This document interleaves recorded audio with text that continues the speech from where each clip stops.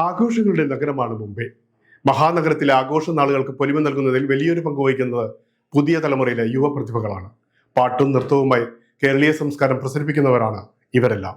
മുംബൈയിലെത്തിയ പ്രശസ്ത സംഗീത സംവിധായകൻ ഔസേപ്പ് ബച്ചനുമായി നഗരത്തിലെ ഒരു കൂട്ടം മലയാളി ഗായകർ നടത്തിയ രസകരമായ സംവാദത്തിന്റെ പ്രസക്ത ഭാഗങ്ങൾ കാണാം. ഓർമ്മകളോടി കളിക്കുവാനെത്തുന്നു മുറ്റത്തെ ചക്കരമാവിൻ ചുവട്ടിൽ. സാറിന്റെ സംഗീതം കുടിച്ചുന്മത്തരായ ഒരു വലിയ തലമുറയാണ് ഇവിടെ ഉള്ളത്. ഏറ്റവും സന്തോഷമുള്ള കാര്യം, ഒരു പറ്റം ഗായകർ കൂടെ സാറിന്റെ കൂടെയുണ്ട്. സാറിന്റെ ഏത് പാട്ടാണ് പ്രീതിക്ക് സാറെ കാണുമ്പോൾ ഓർമ്മ വരുന്നത്? നമസ്കാരം സർ. നമസ്കാരം. നമസ്കാരം സാറിന് ഞാൻ 2020 ഞാൻ പ്രകാശ് ഉലേരി സാറ് വിളിച്ചിട്ട് അവിടെ സ്റ്റുഡിയോയിൽ വെച്ചിട്ട് ഞാൻ പാടിയിട്ടുണ്ട്. സാറുടെ തന്നെ പാട്ടുകൾ നമുക്ക് അവതരിപ്പിക്കാൻ പറ്റി അവിടെ. എനിക്ക് സാറുടെ എല്ലാ പാട്ടുകളും ഇഷ്ടാട്ടോ. എന്താ ജീവിതത്തിൽ ഒരിക്കലും പ്രതീക്ഷിക്കാൻ പോലും യോഗ്യത ഉണ്ടോ എന്ന് അറിയാത്തൊരു സാഹചര്യത്തിലാണ് ഞാൻ ഇവിടെ നിൽക്കുന്നത്. അങ്ങനെയൊന്നുമില്ല, നിങ്ങളെയൊക്കെ കാണാൻ യോഗ്യത എനിക്കുണ്ടോ എന്ന് ഞാൻ ആദ്യം ആലോചിക്കട്ടെ.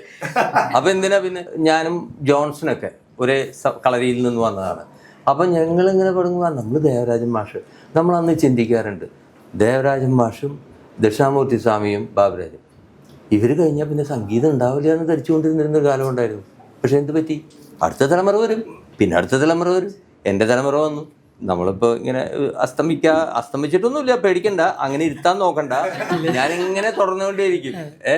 പക്ഷേ പുതിയ പുതിയ ആൾക്കാർ വന്നിട്ട് നമ്മളെ വിസ്മയിപ്പിക്കുന്നുണ്ട്. നിങ്ങളൊക്കെ അക്കൂട്ടത്തിൽ പെട്ടവരാണ്. ഞാൻ സംഗീതത്തിനെ മാത്രമേ സ്നേഹിച്ചിട്ടുള്ളൂ, എന്നിട്ടാണ് എൻ്റെ ഭാര്യയെ സ്നേഹിച്ചത്. മനസ്സിലായോ? സാറ് പറഞ്ഞത് വളരെ ശ്രദ്ധേയമാണ്. MSV കഴിഞ്ഞാൽ പിന്നെ സംഗീതമില്ലെന്ന് കരുതിയപ്പോഴാണ് അന്നക്കിലയിലൂടെ ഇളയരാജ വരുന്നത്. അതുപോലെ കാതോട് കാതോരത്തിന് സാറെ സഹായിക്കാൻ വന്ന ഒരു ചെറിയ പയ്യനാണ് പിന്നീട് സംഗീതത്തിൽ വിശ്വസാഗരത്തിൽ ഒരു മുത്തുച്ചിപ്പിയായി പെറുന്നത്. അതേപോലെ ബോംബെ വിട്ടുപോകാൻ ശ്രുതിക്ക് പറ്റിയില്ല. ശ്രുതി മോഹൻ മറ്റൊരു ഗായികയാണ്. ശ്രുതി മോഹൻ ബോംബെയിൽ ഇരുന്നിട്ടും സാറ് വരുന്നു എന്ന് പറയുമ്പോൾ അടുത്ത ഫ്ലൈറ്റ് പിടിച്ചു വന്നിരിക്കുകയാണ്. ഗാനം കൊണ്ട് ഞങ്ങളെ ശരിക്കും ഒരുപാട് ചെണ്ടുമല്ലിപ്പൂച്ചെണ്ടുകൾ ഞങ്ങൾക്ക് തന്ന ഗായിക കൂടിയാണ് ശ്രുതി. ഒരുപാട് നെർവസ് ആണ് ഇപ്പൊ തന്നെ. ചേച്ചി പറഞ്ഞിട്ട് എനിക്ക് ഭയങ്കര അയ്യോ, നെർവസ് എന്ന് പറയുന്നത് നെർവസ് ആവാനേ പാടില്ല. ഞാൻ വെറുതെ ഒരു സംഗീത സംവിധായകൻ ആയതല്ല, അറിയോ. ഞാൻ വയലിൻ വായിക്കാനുള്ള ഇൻട്രസ്റ്റ് കൊണ്ടാണ് ഈ സംഗീതത്തിലേക്ക് കടന്നത്. പിന്നെ എന്നെ വിധി ഇങ്ങനെ വലിച്ചിഴച്ച് അതിൽ കൊണ്ടുപോയത് എനിക്ക് ആദ്യം താല്പര്യമേ ഉണ്ടായിരുന്നില്ല. ആദ്യത്തെ പടം ചെയ്യുമ്പോൾ ഞാൻ പിന്നെ ഇനി ചെയ്യില്ല എന്ന് തീരുമാനിച്ചു. അപ്പോൾ അടുത്ത പടം വന്നു. ഞാൻ എപ്പോഴും ആ ഒരു മ്യൂസിഷ്യൻഷിപ്പാണ് ആഗ്രഹിക്കുന്നത്. എന്ന് വെച്ച് കഴിഞ്ഞാൽ ഇപ്പം നിങ്ങളൊക്കെ പാട്ട് പാടുന്ന പോലെ ഞാൻ വയലിൻ വായിക്കുന്നു, കുറച്ച് പാട്ടും ഒക്കെ ആയിട്ട് നടക്കുന്ന ആളാണ്. സംഗീത സംവിധാനം എന്ന് പറഞ്ഞു കഴിഞ്ഞാൽ ഇന്നത്തെ കാലത്ത് അത് വളരെ എളുപ്പമുള്ള ഒരു കാര്യമാണ്. കാരണം എന്ന് വെച്ച് കഴിഞ്ഞാൽ എല്ലാത്തിനും സപ്പോർട്ടുണ്ട്. മറ്റുള്ളവരുടെ മുമ്പിൽ വെച്ച് ഒന്നും സംഗീതം ചെയ്യേണ്ട കാര്യമില്ല. നമ്മളുടെ റൂമിൽ ഇരുന്നിട്ട് നാട്ടുകാരുടെയോ വീട്ടുകാരുടെയോ മറ്റുള്ളവരുടെയോ ഒക്കെ കടം വാങ്ങിച്ച് ഉപദേശങ്ങൾ വാങ്ങിച്ച് ഒരു പാട്ടുണ്ടാക്കി പുറത്തു വരുമ്പോൾ പേര് ലേബിളിൽ വരും. അപ്പൊ പിന്നെ സുഖമായില്ലേ. ഞങ്ങളുടെ കാലത്ത് അങ്ങനെയല്ലായിരുന്നു. നമ്മൾ ചെയ്യുന്ന കാര്യങ്ങളെങ്കിലും നമ്മളുടെ ഒരു പാഷൻ അല്ലേ, എന്തിനാ ടെൻഷൻ? ഇപ്പൊ നമ്മൾ പാടി ഇത് ശരിയായില്ല എന്നിരിക്കട്ടെ, യുദ്ധമൊന്നും നടക്കാൻ പോകുന്നില്ല. തെറ്റുന്നതാണ് ഏറ്റവും നല്ലത്. അപ്പൊ നമുക്ക് ശരിയിലേക്ക് എത്താനുള്ള ഒരു ആവേശം ഉണ്ടാവും, പാഷൻ ഉണ്ടാവും, ഡെഡിക്കേഷൻ ഉണ്ടാവും. അതിനുവേണ്ടി നമ്മൾ ശ്രമിച്ചുകൊണ്ടേയിരിക്കും.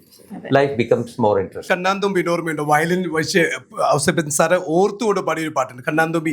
2 വരി. കണ്ണാന്തുമ്പി പോരാമോ, എന്നോടിഷ്ടം കൂടാമോ, എന്നുള്ളിൽ പൂക്കാലം കളിയാടാമീ, കിളിമരത്തണലോരം കളിയാടാമീ, കിളിമരത്തണലോരം കണ്ണാന്തുമ്പി പോരാമോ, എന്നോടിഷ്ടം കൂടാമോ, നിന്നെ കൂടാതില്ലല്ലോ എന്നുള്ളിൽ പൂക്കാലം. അതാ ഞാൻ പറഞ്ഞത്. കണ്ടോ ഇപ്പൊ എന്ത് നന്നായി. ഇത് കറക്റ്റായിട്ട് പാടിയിരുന്ന നമുക്ക് ഇത്രയും ജാനമ്മ ഡേവിഡ് വരെ പാടിയ ഒരു സിനിമയാണ്. സാറ് കൊണ്ടുവരാത്ത ഒരു ഗായകരും ഈ ആ സാറിന്റെ കരിയറിലില്ല. ഇപ്പൊ ഇതേ ശ്രുതിയെ ഇത്രയും മനോഹരമായിട്ടാണ് പ്രോത്സാഹിപ്പിക്കുന്നത്. ബോംബെ ധന്യമാക്കുന്നത് ഇന്നത്തെ പൂക്കളം ഇടുന്നത് ഇത്രയും ഗായകരാണ്. പിന്നിൽ സാറിനോട് എന്താ പറയാനുള്ളത്? ഞാൻ നാട്ടിൽ പോയേക്കായിരുന്നു, സാറിനെ കാണാൻ വേണ്ടി ഓടി വന്നതാണ്. ഞങ്ങളൊക്കെ സംഗീത പ്രേമികളാണ്, സംഗീതത്തിനെ അത്ര അധികം സ്നേഹിക്കുന്ന. അതെ, തൃശ്ശൂരിനാണ് ഓടിക്കയറി വന്നത്. അതെ അതെ, ധൈര്യമായിട്ട് പറയാം. എന്തിനൊരു ടെൻഷൻ സാറിന്റെ മുമ്പിൽ നിൽക്കുമ്പോ അങ്ങനെ ഒരു ഞാൻ നിങ്ങളെക്കാളൊക്കെ വളരെ കുഴപ്പമുള്ള ആളാണ് ഈ ടെൻഷന്റെ കാര്യത്തില്. പക്ഷെ ഞാൻ പിന്നെ ജീവിതത്തിൽ കണ്ടുപിടിച്ചു ഇതുകൊണ്ടൊന്നും ഒരു കാര്യം. സനൂപിന് ബോംബെയിൽ വന്ന് ഇപ്പൊ വന്നോ, എന്താണ് സനൂപിന് സാറിനോട് പറയാനുള്ളത്? തീർച്ചയായും ഇത് വലിയ നമുക്കൊരു സ്വപ്നം തന്നെയാണ്.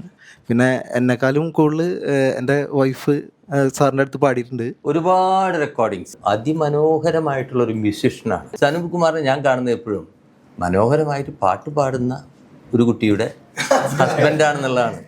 ഇനി മറ്റൊരാൾ കൂടെ പറയണ്ടേ സർ, സംഘാടനത്തിലൂടെയും അവതരണത്തിലൂടെയും എന്നാൽ അതേപോലെ മനോഹരമായി പാടുന്ന ശ്യാംലാലിനെ പറയുന്നത്. ശ്യാംലാൽ നമ്മുടെ സംഗീത ആസ്വാദനത്തിന് ഏറ്റവും കൂടുതൽ സ്വാധീനിച്ച, നമ്മൾ നേരിട്ട് കാണാതെ ടി വിയിലൂടെയും അല്ലെങ്കിൽ നമ്മുടെ പാട്ടുകളിലൂടെയും പല തവണ കേട്ട് ആരാധിക്കുന്ന ഒരു വ്യക്തിയെ നേരിട്ട് കാണുമ്പോൾ ഉണ്ടാകുന്ന ഒരു നിറവാണത്. പല രീതിയിലുള്ള ആസ്വാദനങ്ങളുണ്ടല്ലോ, അത് ഏറ്റവും നല്ലതിനെ ആസ്വദിക്കാൻ നമ്മളെ പഠിപ്പിച്ച ഒരാളാണ് സാറ്.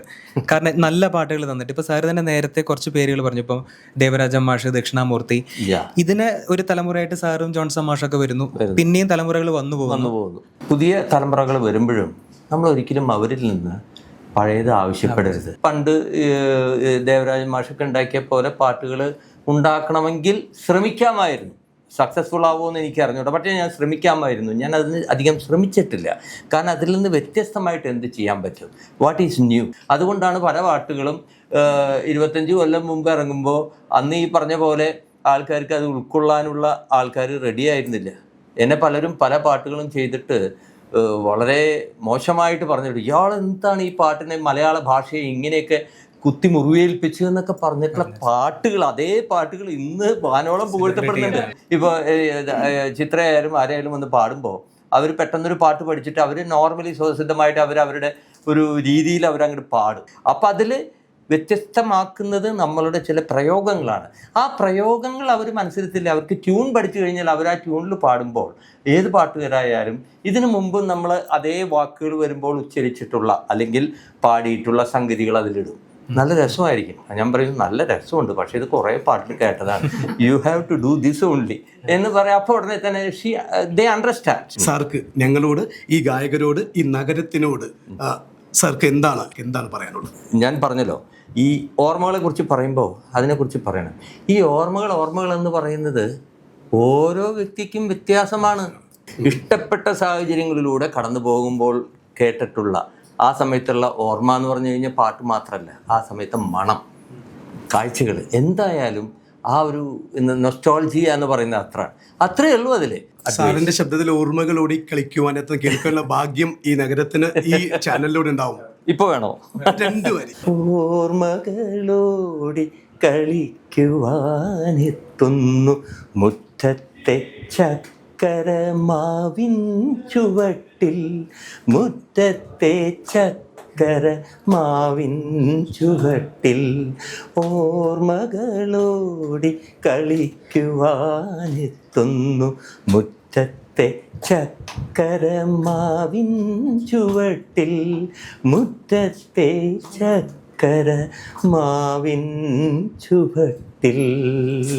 മഹാരാഷ്ട്രയിലെ ഏറ്റവും പുതിയ വാർത്തകളും വിശേഷങ്ങളുമായി അംശു മുംബൈ എല്ലാ ശനിയാഴ്ച വൈകിട്ട് 4:30 കൈരളി ന്യൂസിൽ.